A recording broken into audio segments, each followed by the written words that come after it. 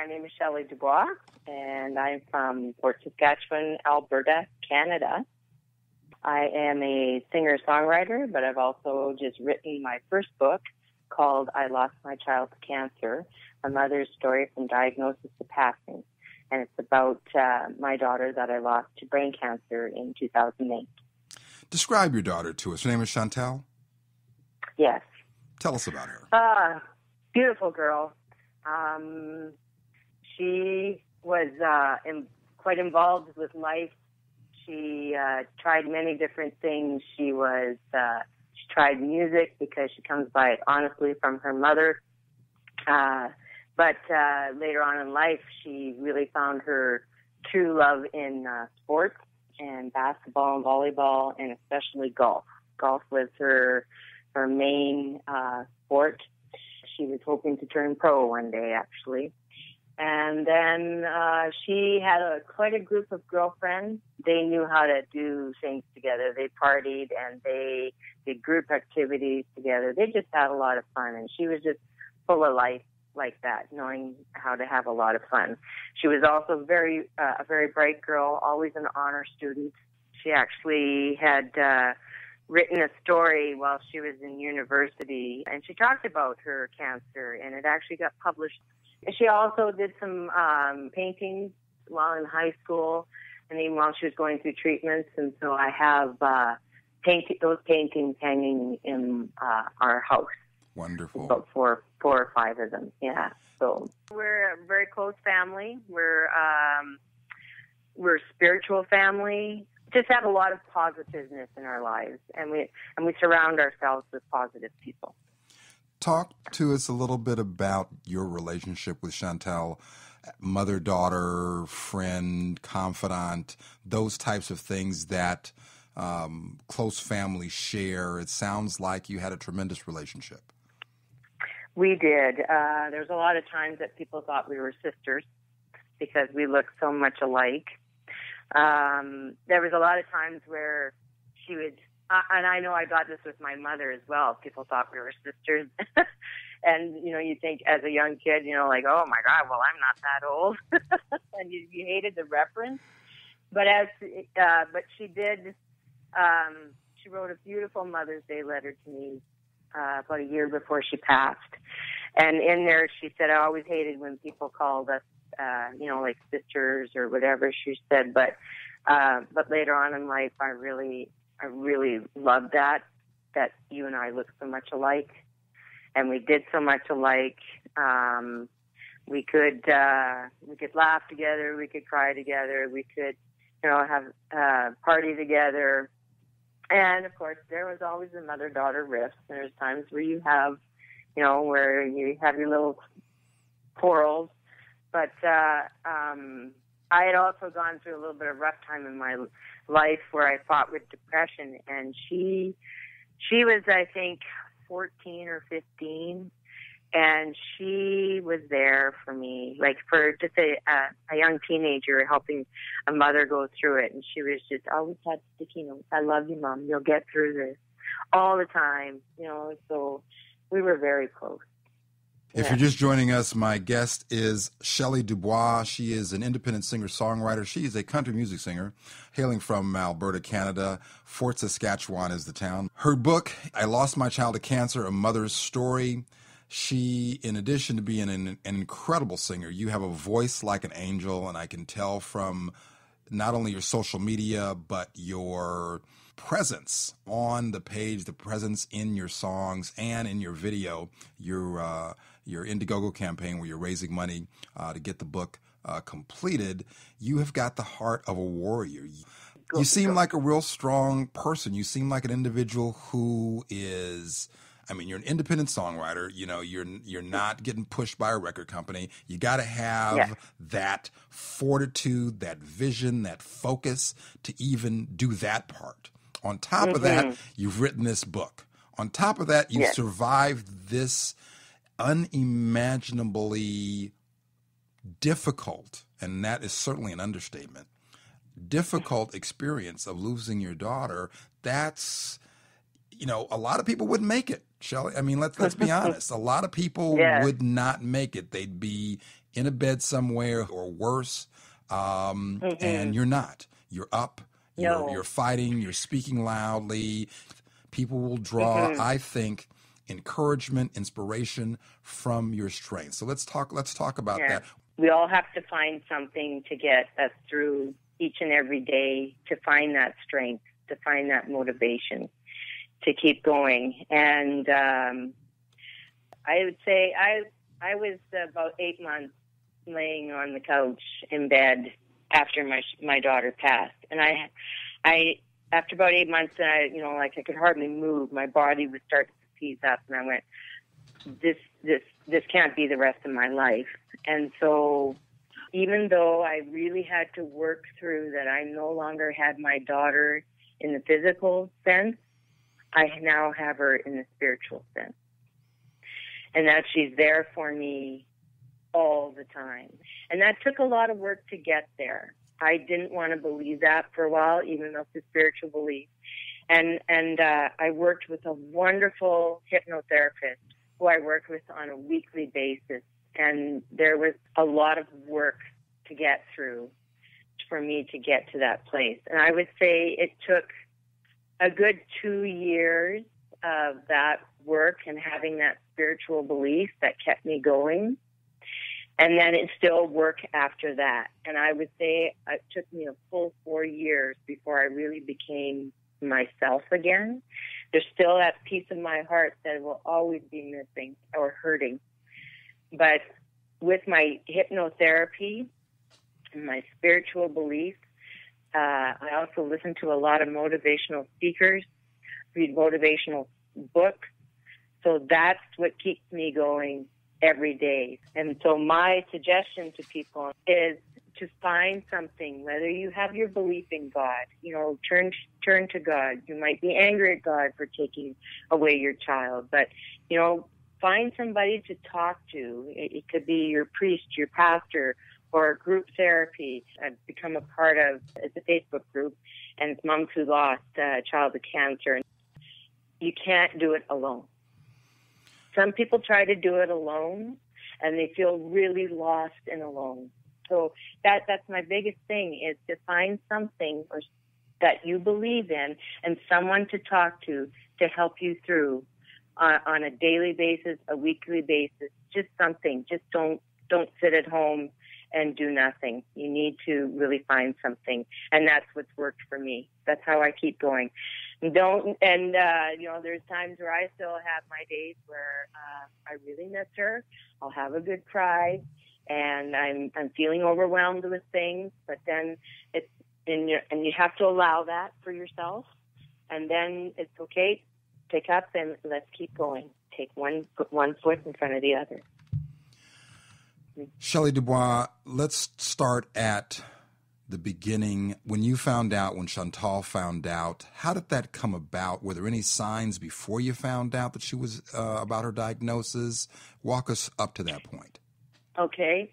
Like I said, we were living on the west coast on Vancouver Island in BC, and we had moved her in her grade 12 year. And, of course, she had gone to school with all her friends the whole, 12 years. So to move at that 12-year point was, a difficult decision, but she was good with it. So what we did was we said, okay, she'll do one semester on the West Coast and then come back to Alberta and live with my parents in Peace River, Alberta, which is a little bit more north of Fort Saskatchewan. And she would finish off her schooling and graduate with her friends. So she was back in Peace River in her second semester, and it was May. And what year was this? 2006. Okay. Yeah.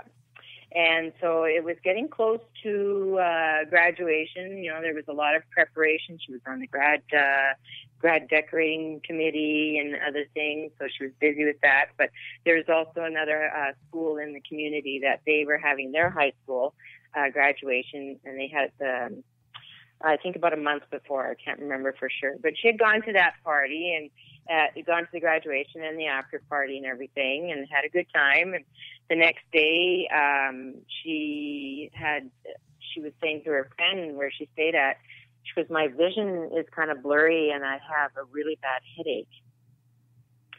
So, so they, you know, just think it's from partying the night before, or maybe a migraine, because I was a migraine sufferer at the time. So she went back to my parents' home. That was a Sunday, and the Monday morning, her vision was still blurry, and she still had quite an excruciating headache. So my mom took her to the local hospital where they did a CAT scan, and so they found the tumor at that time. So they phoned me. And this was a tumor in her brain. Yeah, tumor in her brain, located in the thalamus. So they phoned me, so right away I got on a flight the next morning, because the next morning she had to go to a nearby community by the name of Grand Prairie, which is a small city and it has a bigger hospital, and she needed an MRI done, which couldn't be done in the smaller community of Peace River. So they were going to Grand Prairie the next day, so I flew into Grand Prairie and met them there. And so she had the MRI done, and they were sending that out to a specialist at the University of Alberta in Edmonton. So, and University of Alberta is quite world-renowned for all its medical discoveries and just how good the hospital is. So we went back to Peace River from Grand Prairie, and they'd informed us that the specialist would call us. So this is now about 2 weeks before her graduation. And the specialist a couple of days later, he wanted to see her right away. And we said, well, there's graduation going on and stuff. And he says, well, just tell her to take it easy. But he gave us if she starts to vomit, severe headache, she has to get out here immediately. So we just took it easy, and about 3 days before her graduation, she started vomiting and stuff. So we had to call an ambulance.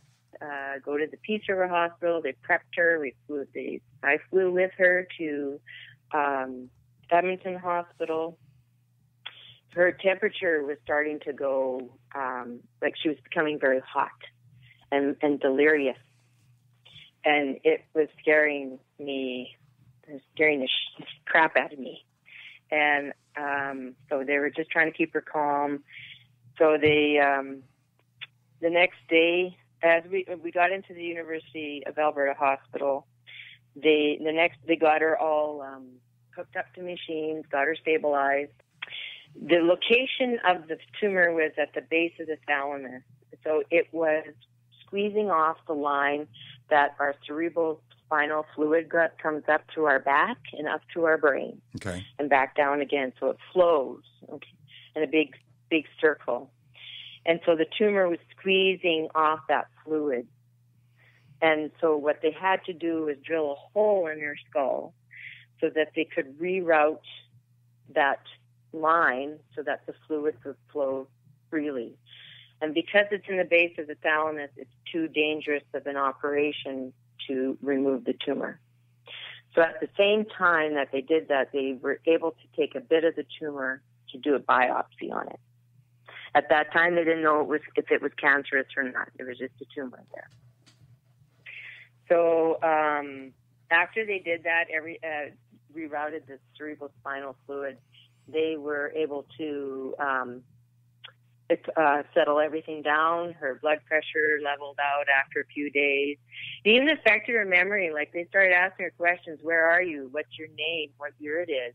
And she was all over the map. It was unreal. So that must have been so incredibly difficult for you to witness a deterioration or a change in your daughter so quickly. Yeah, it was.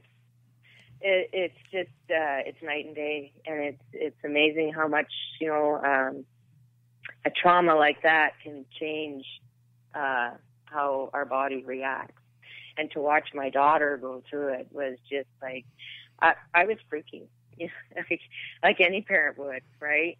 So, the hospital staff were just trying to keep me calm because I was the only one who flew out with her at that time. Everybody else, East River to Edmonton is a 5.5-hour drive.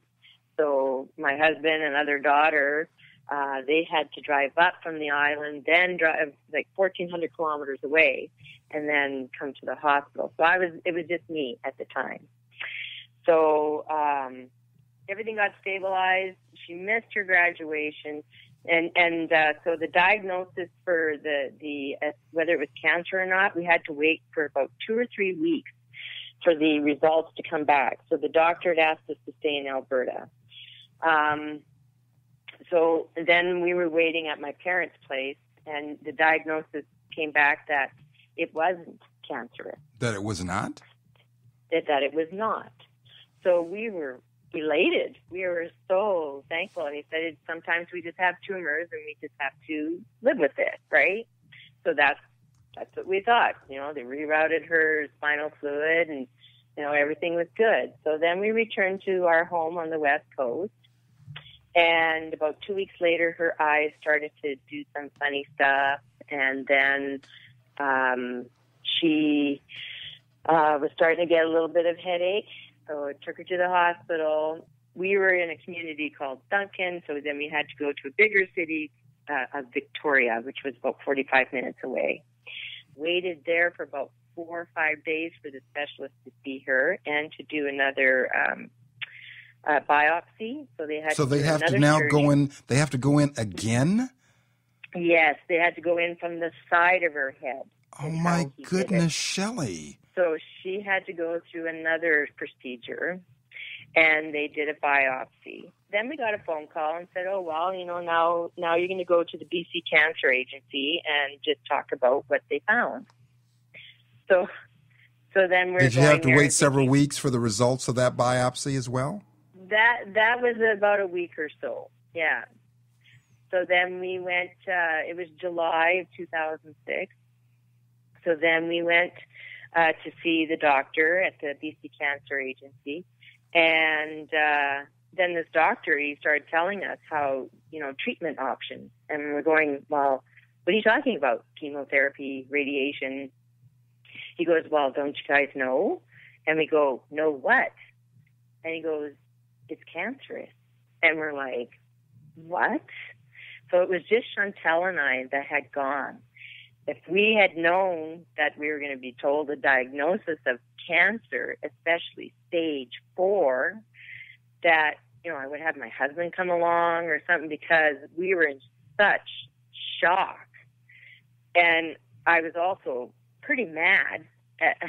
I can imagine you wanted to punch somebody in the face at the very least, I would think. Oh, I did. I was really, really upset.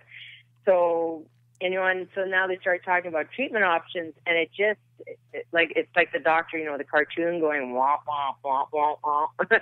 You just don't absorb anything. You can't hear a thing. This is just noise to you. Yeah, because we're just going, what? What did you just tell us? And we were both in shock. And all of a sudden you're saying you got to take these chemotherapy pills. We got to do radiation, and radiation, it's all this information. And we're just like, yeah, it was like I say, shock and anger because of, they had done a biopsy in Edmonton, said it was non-cancerous.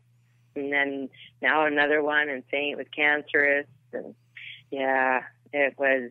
And then our lives fell apart even more from that moment on.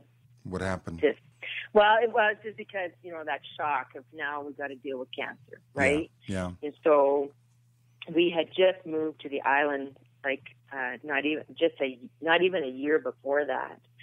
My husband and I had just started new jobs. And so now I have to take off. I had missed a lot of work. We're wondering, what are we going to do now? Because we have to travel every day, 45 minutes for her radiation treatments for 6 weeks. And she's also got to start chemotherapy. It was just one thing after the other, and just to absorb all that. And plus, your child has cancer. Do you know whether you don't know whether she's going to live or not? But always in my mind, I always put, she's going to get through this. She's going to get through this. And so did she. That was our focus right from after the initial shock and getting into treatments and everything. We just went, okay, this is what we got to do, and she's going to get through this. And you talk about on your website and on your social media the fact that because of these tremendous changes, you had just started your jobs, and things financially became incredibly difficult because of the changes. It became hard to support your family. Absolutely. And that happens to every family that, you get a person diagnosed. And I don't mean it to sound worse for anybody like that's an adult, right? But because it's a child, benefits aren't there in a lot of ways. Benefits meaning if I were to get sick and working at a job, well, then I get sick time and I can go on, short-term disability, long-term disability, things like that, and still pull an income. When it's your child, there's nothing in place for that.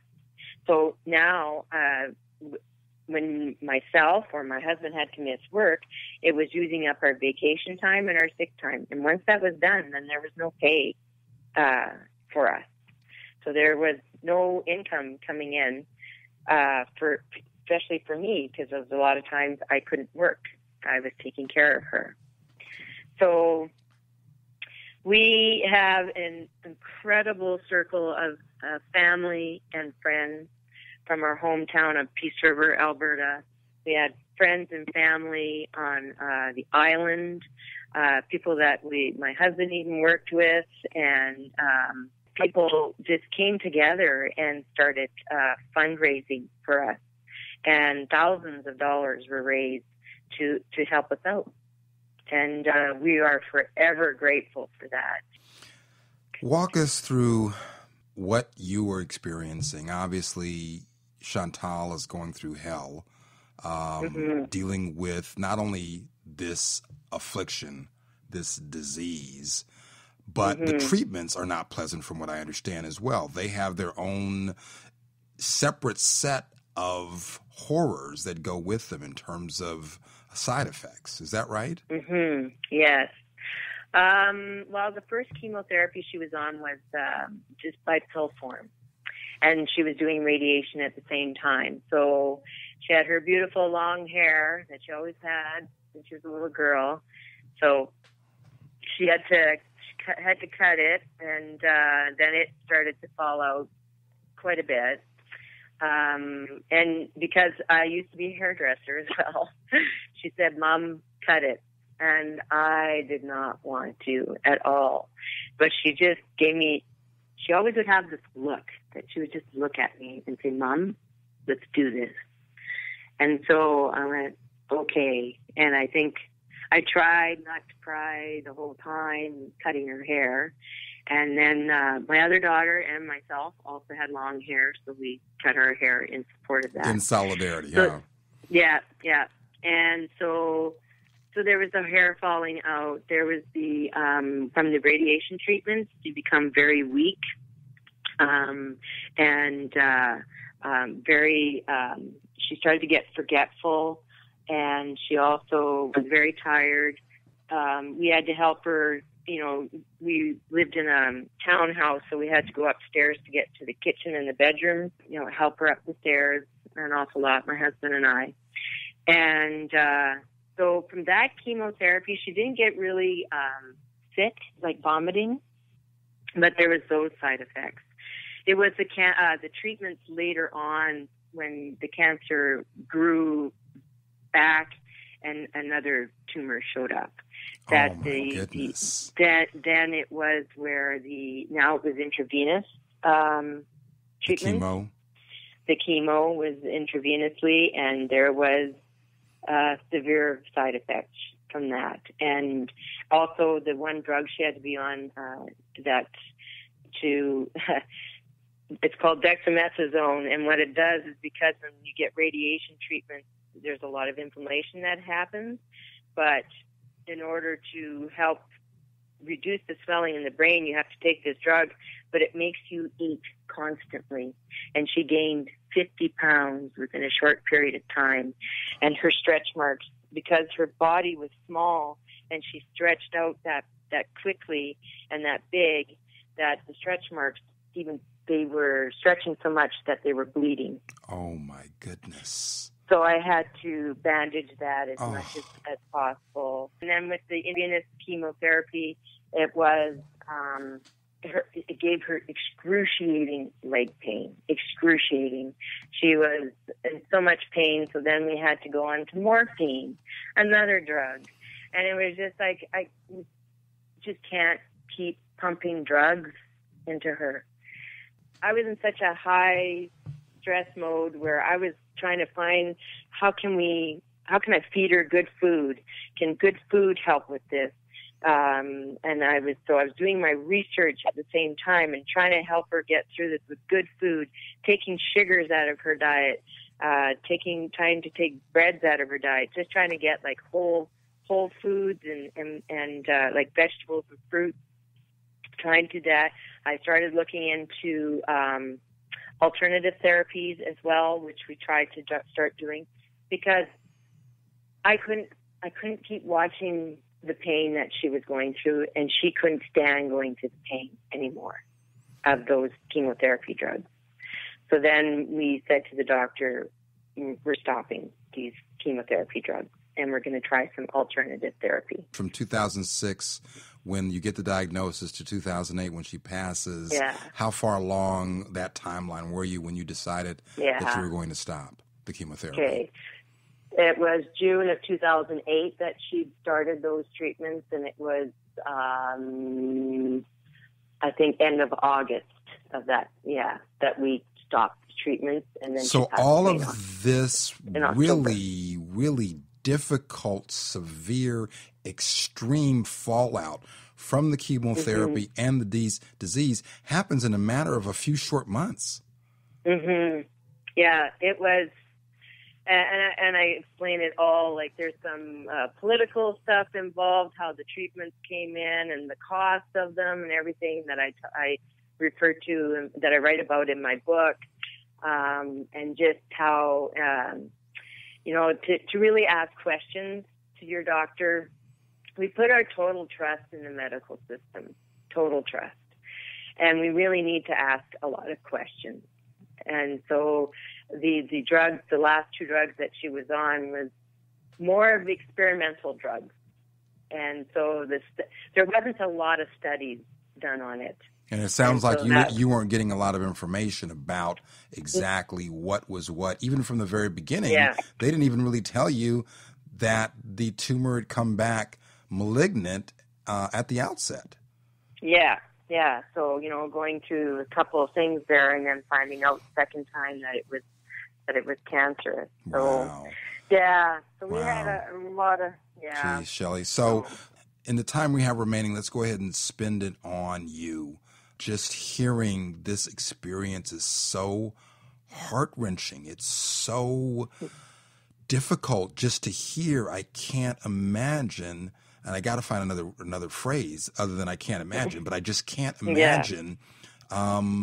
Hearing it is difficult. Experiencing it must have been, what was that like? I mean, can you even put it into words? Hell. Yeah. If this is what hell is, that was hell. Yeah. As parents, I have 3 children, and I joke with friends who have kids that there's nothing worse than seeing your kids sick and being helpless, not to be able to make them better. There is no worse pain. And that, actually, that's not the joke part. The joke part is that it's harder on the person watching the patient than it is on the patient.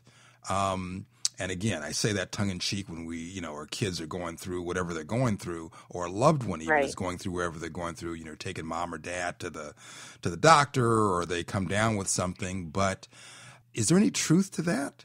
That as horrible as it is for your daughter, for Chantel, going through this, and obviously it doesn't make any sense to compare the two, but you're going through your own separate horrible stuff too. Absolutely. Yeah. We did a lot of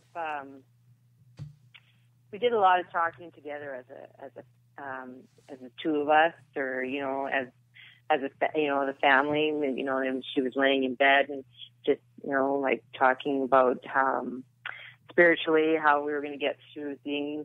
She was even she set up her room Zen-like and everything.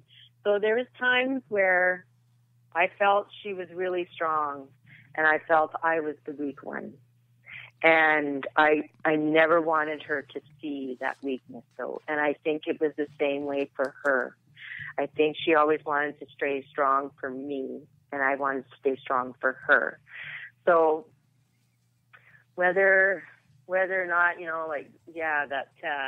what you're going, the person going through, to watch my child go through that was very painful. And so many people have said, I wish I could take on your pain.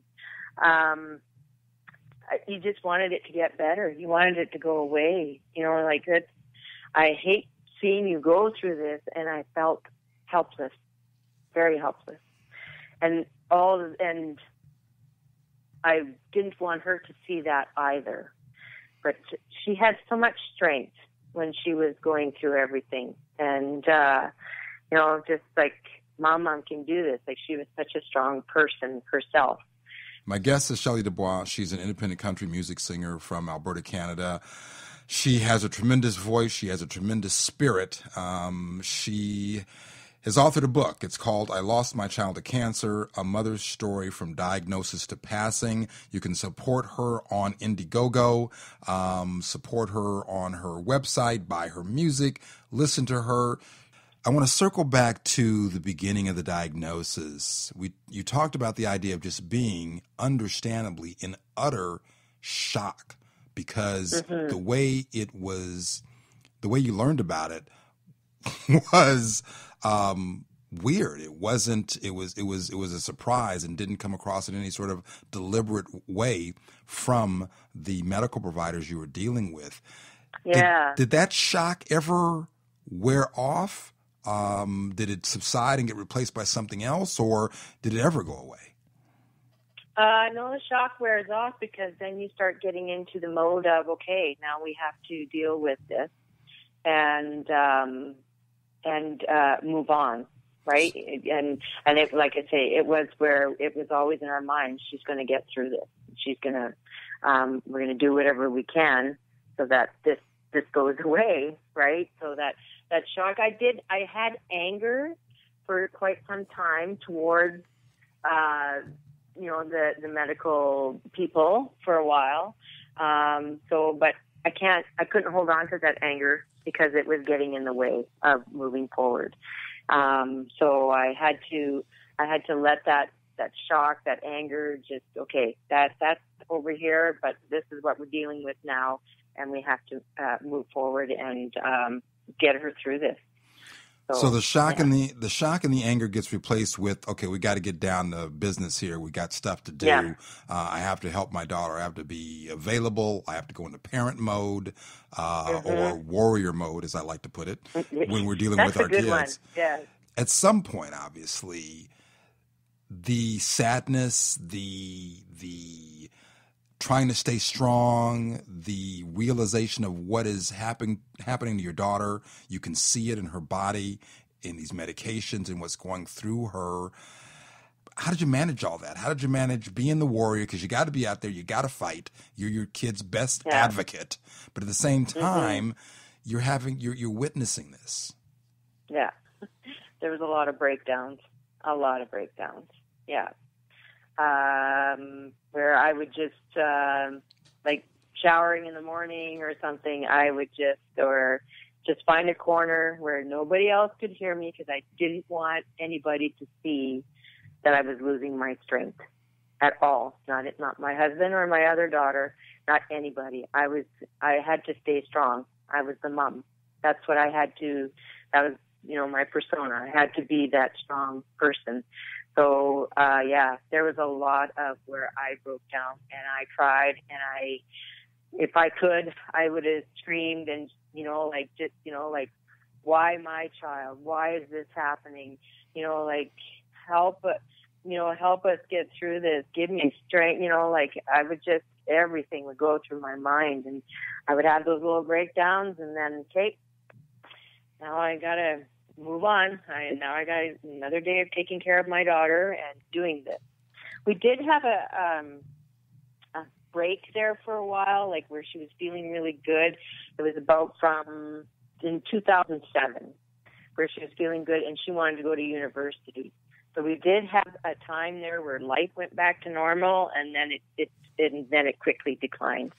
So I got some reprieve for a little bit within that 2 years, and so did she, but just for a little while. And then it was, yeah, when we found out the other tumor had come back, and then her health declined severely and quickly. Am I drawing the correct conclusion or making the correct assumption that at the beginning you're believing, as you said, we can beat this? She's going to be okay. There's some hope. And then indeed you get a respite where things start to get, as you say, back to normal. At some point, do you give up on we're going to get back to normal? No, I really felt at that time, that this is, she still had the tumor wasn't totally gone. Okay. So I had her following quite a strict diet, and then she wanted to go to university, which I really didn't want her to go, but she wanted normalcy in her life. Okay, she's still got, be careful, and, we're still having a little bit of a fight here. I didn't totally give up on it, she's all healed and perfect to go.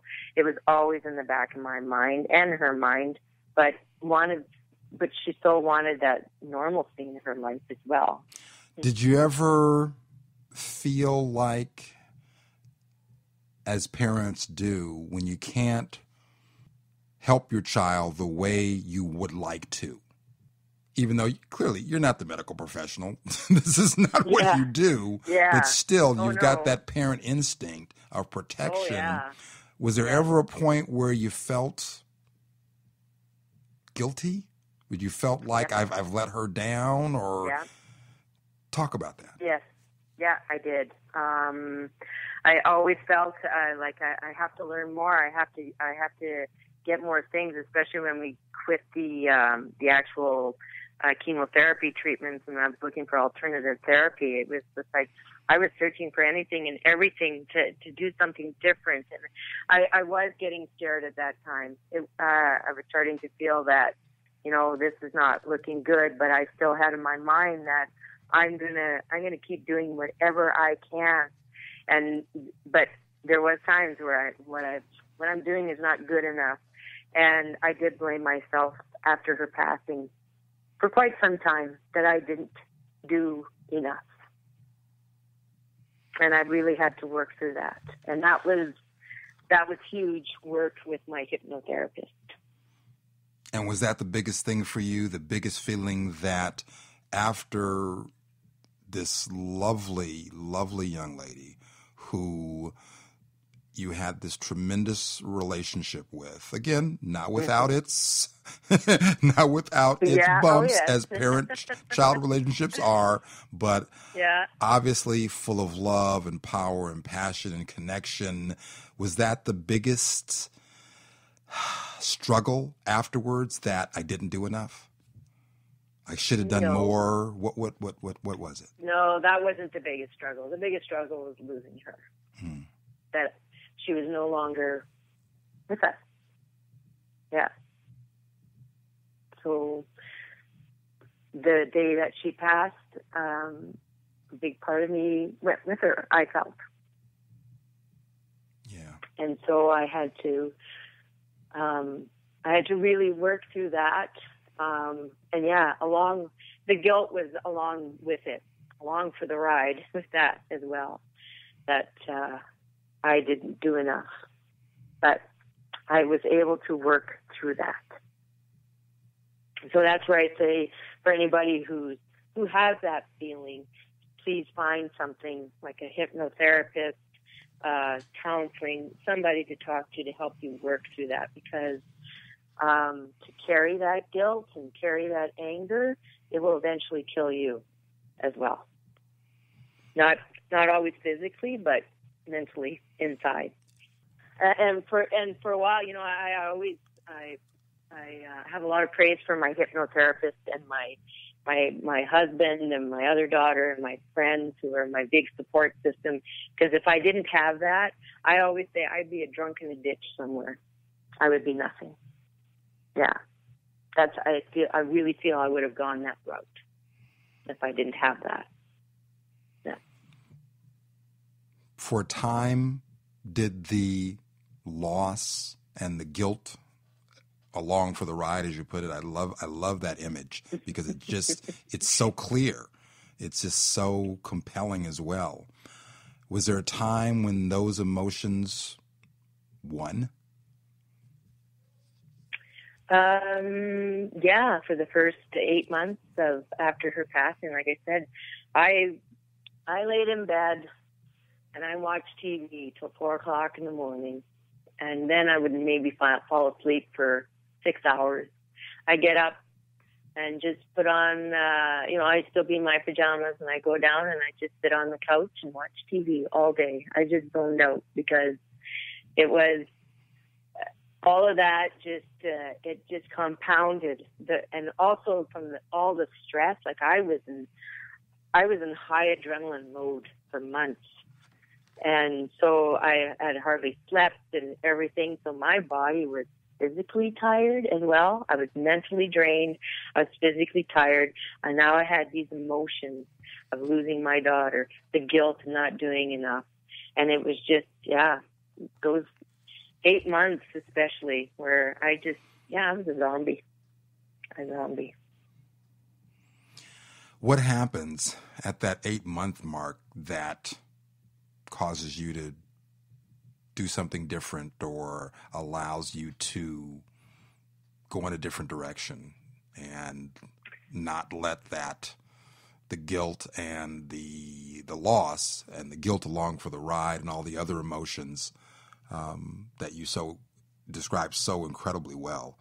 How did that turn around for you? How did that change? Just one day, I started to feel that I could barely move anymore. And like I was starting to feel like an older person, where my joints were getting creaky, and to get up off the couch was a lot of work, to walk around. I just felt really, my body was saying that's enough. And so my mind kind of went, okay, now what do I do? I don't know what to do next. So then I started searching on the internet and looking for something. I didn't know. I was just looking for a retreat, something that somebody to talk to talk about my grief. I knew that day, just knew that I had to move forward and find somebody to talk to. And I hadn't looked through the newspaper for months, because I didn't care about anything else. And I certainly didn't want to see the obituaries at all. So, but I was just leafing through the newspaper, and there was this, people put their business card ads, and it just popped out of the page that day. And it was for the hypnotherapist. Also, I had been doing music for years. I've been playing music since I was 10 and been in bands since I was 13. And so I was just starting to get a solo music career going when we had moved to Vancouver Island. And so getting back to music, I thought after she passed, I'm never playing music again. I'm never singing again. I'm not doing this. But I had a lot of friends there that said, you have to get back to your music. When you're ready, please get back to your music. Do not give it up. So there was also where I found there was a music business conference on the island. So the combination of just getting out, seeing this hypnotherapist, going to this music business conference, and just getting back into my music life, it was a slow process. I certainly wasn't myself when I went to this music business conference.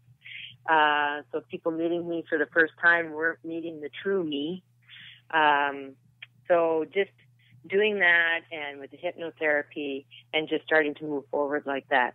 What made me change my mind that day was it just because my body was feeling so weak and crickety. If it was just that, or it just went, hey, okay, I got to do something else now. It's just something that clicked that day. So, and it was 8 months, right? Where I've talked to other people, other moms, where 3 weeks after or a month after their child has passed, they're back to work because they didn't want to deal with it, their grief. They'd been in there. They didn't know how to. And so they say, I got to keep busy. I couldn't do that. I was tired. I was done. I had to grieve. So we all grieve differently. Talk to us about your music. Your music is beautiful, phenomenal voice, great storyteller, great presence. Did it change your music? How did it change it? Is there a song for Chantal? Yes, there is. Or all of them for Chantal. It didn't change my music. It took me a while to get back into it, and it was refining myself as well. And that first time I put the guitar back in my hand and played and started singing, it went, oh boy, am I rusty? Okay, I can do this. But it's still, I was still a country artist. A lot of people said, oh, you'll write many songs about this, your experience and everything. But at that time, I couldn't. I think now I can. I did write a song called I Know You're Here, and I do have the video on my YouTube channel. And I wrote it. I went down in my basement, and it was her birthday. It was January 2nd, and I think it was 2010 or 11. And I thought I had this melody in my mind and this thought of the song, and because I felt her around me. I could feel her presence, her spiritual presence. So I wrote the song, I Know You're Here. And I wasn't coming out of the basement until I was done that song, and that was my birthday gift to her spiritually that day. Shelly Dubois, it's been a phenomenal experience talking to you. It's been so moving. It's been so powerful. And I just can't thank you enough for opening up what is certainly not easy and not pleasant and painful, and sharing this experience with me and with everybody else through your book. Mm-hmm. Thank you so much. That's what I want it to be for others who have gone through this. I want it to be moving for them and powerful for them, and to help them through their grief as well. So thank you for saying those words. My absolute pleasure. Her website is Shelly-Dubois, SHELLY -D as in David, UBOIS.com. She has an Indiegogo campaign for the book, I Lost My Child to Cancer, A Mother's Story from Diagnosis to Passing. And listen to this music, this woman's music. And she's beautiful, guys, she's married, you can't have her, but I mean, she's incredible. And okay, you're making me blush.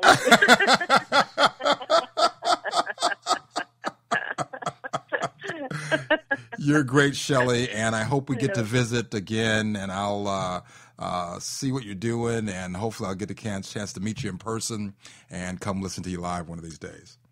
Oh, that would be awesome. I'd also like people to go to my Facebook page, if I might add that. Go for it. James. It's where I'm posting everything about my book. My website is mostly my music, and once I start getting the book published, there will be a website for my book, but it's not in place just yet. But my Facebook page is Shelly Dubois -author. So if you want to like that page, I'm always posting excerpts from the book, contributors to my campaign, and we'll just keep you up to date as to when the book will be published as well. So all my information is on there. Fantastic. Go to the Facebook page, Okay. Go to the Indiegogo campaign, give her some money. The Indiegogo campaign has about 9 days left, and contribute. This is an important work to get out. It's an important service, and it's a phenomenal story. And you're great, Shelley, and thanks again. Thank you.